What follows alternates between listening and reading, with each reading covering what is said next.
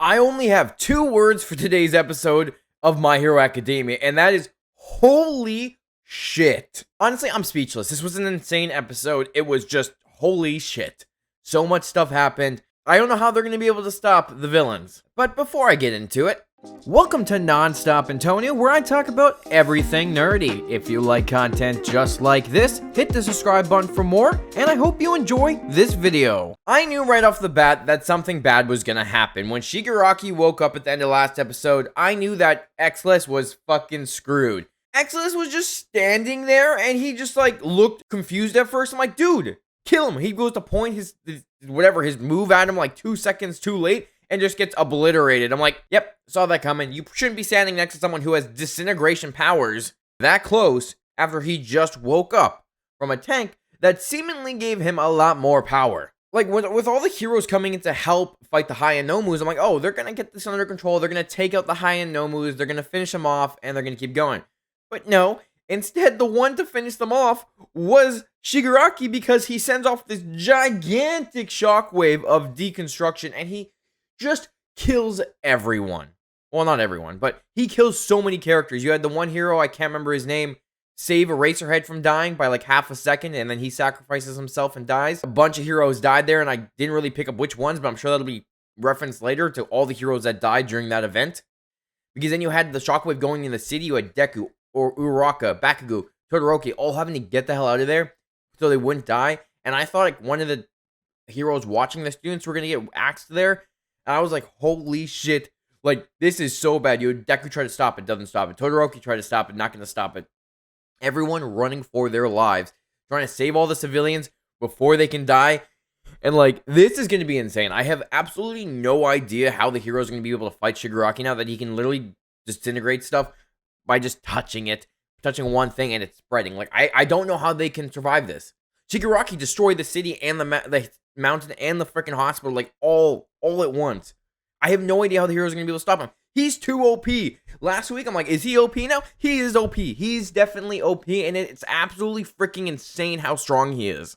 And on top of it, now he's sending Gigantomachia off, and that dude is strong, and he's just going to start wiping out the heroes who are at the villa, and it's going to be an even bigger fight than it already is. Like, so much shit happened this episode. Heroes dying, heroes getting gravely injured, and just, how are the heroes going to survive against villains? Because, of course, they have their morals, which Hawks has now got rid of those morals because he killed twice. And it's just like, there's so many things that the heroes can't do to stop the villains where they're going to have to cross that line to fight the villains. And it's going to get very dark and very shady probably by the end of the season. I like when Shigaraki gets awakened. Deku knows something bad is about to happen because he can feel it. The first user is warning him. So now Deku has to unlock more powers, because how the hell is he going to stop Shigaraki with Black Whip and just All Might Strength?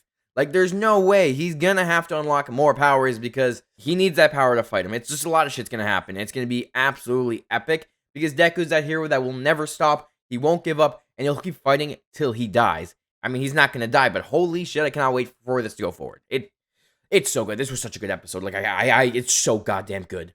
And speaking of heroes getting gravely injured, you had Hawks, who had his wings completely burned off by Dabi. And the only reason Hawks hadn't died just yet is because Dabi could only send off so much fire, because obviously the fire hurts his body, like any flame user. And I like how Tokiyami escapes Fat Gum's hold, and even Fat Gum's like, no one's ever done that to me. This kid is strong. And he just goes flying straight back to save Hawks. Finds out that Hawks killed twice when he was running away to save his friends. Finds out that his heroes are dirtier than the villains. And Dabi tries to really convince Tokiyami that the heroes aren't that good, and they're just as bad as the villains sometimes when they try to do stuff. And Tokiyami still believes in Hawks because it's his teacher. I feel like Tokiyami's going to start slowly realizing what's going on, and I think all the other kids are going to start realizing these heroes aren't that great.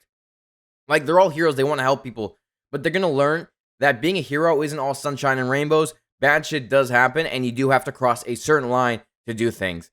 And I think it's going to be a very dark storyline to go down with My Hero Academia, because all these kids have like hope and all this stuff, and it's just going to kind of cripple their idea of a hero when they find out some of their favorite heroes have probably done some pretty dark things. I thought Tokiyami was going to get really injured there from Dabi for a second, but then getting the ice villain, he sends off this gigantic ice thing, and it looks like he's going to stab them. Like, when Mount Lady fell, I thought she was going to fall on the ice, but instead she just got knocked back and fell on Fat Gum. And Fat Gum's probably fine. He can take hits. It's probably going to give him a lot of kinetic energy that gives him more power. Because that's how his powers work in Season 4, where he said every time he gets hit, he builds up the energy, and then he releases it. So, hey, maybe it'll go towards his power. I still can't believe the heroes lost that fight and how big of an event it was, because just so many characters got hurt. So many characters probably died. Like, I don't even know how many of the heroes died.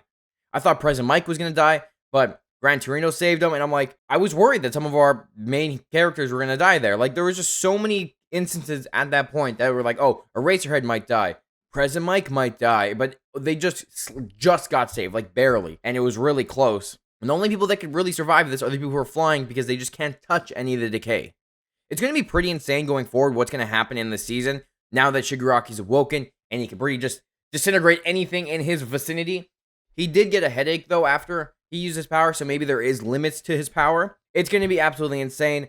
This season is already a banger. So much shit's going to happen, and we're still only in, like, episode 5, and we're still in the same area, so there's only so much more that can happen. I cannot wait. This is a freaking insane arc so far. I'm looking forward to the rest of the episodes. What do you think of this one? Let me know down in the comments. If you watch this video all the way through, hit the subscribe button for more, because I'm always talking anime nowadays. And thanks for watching, and I'll talk to you later.